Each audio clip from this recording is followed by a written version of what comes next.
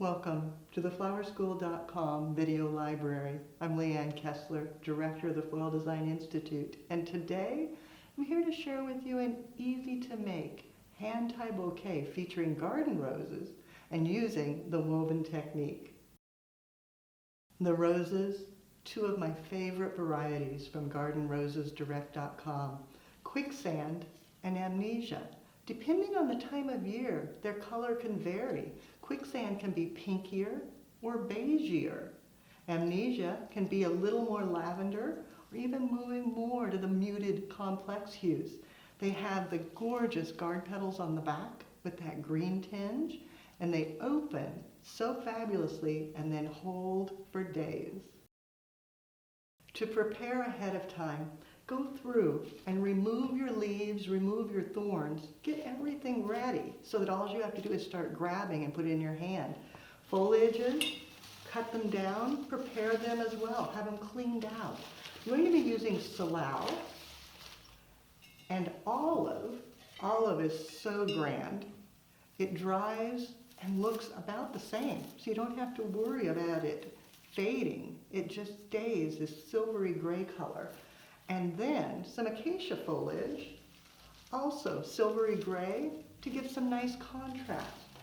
Move these vases out of the way, you don't need that. That'll give me more room to work.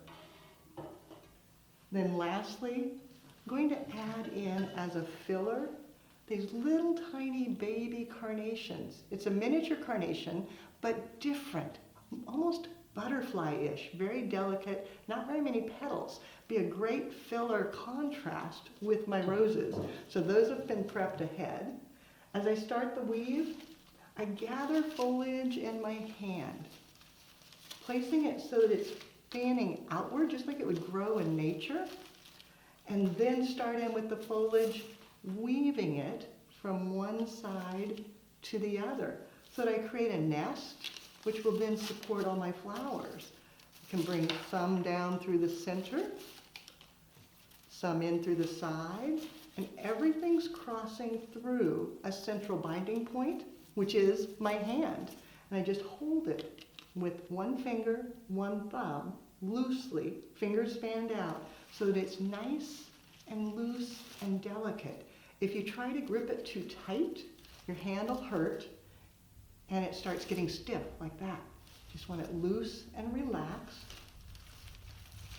And just take your blooms and your greens, weaving from one side to the other,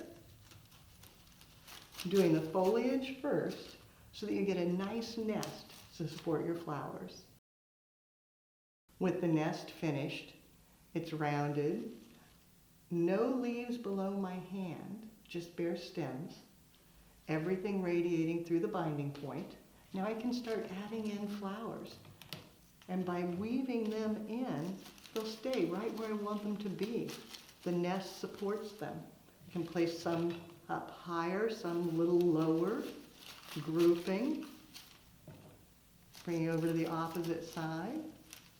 For balance, this can be good to do standing in front of a mirror, because then you can see where you might have a hole, where you might need to add another bloom.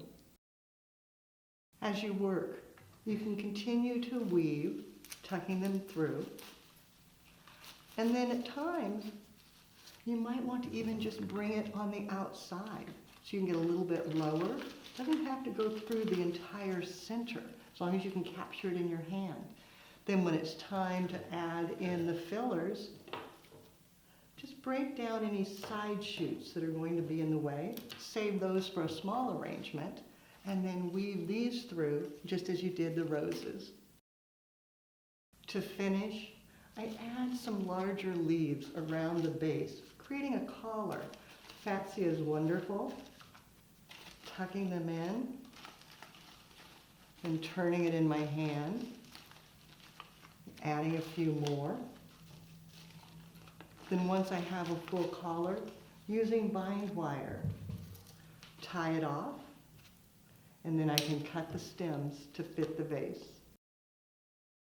If you weave your bouquet tightly and tie it off well, it can be freestanding all by itself. Just wanted to show you that. Then I'm going to go ahead and set it into a vase of water so it will stay alive. The recipe started with roses from gardenrosesdirect.com.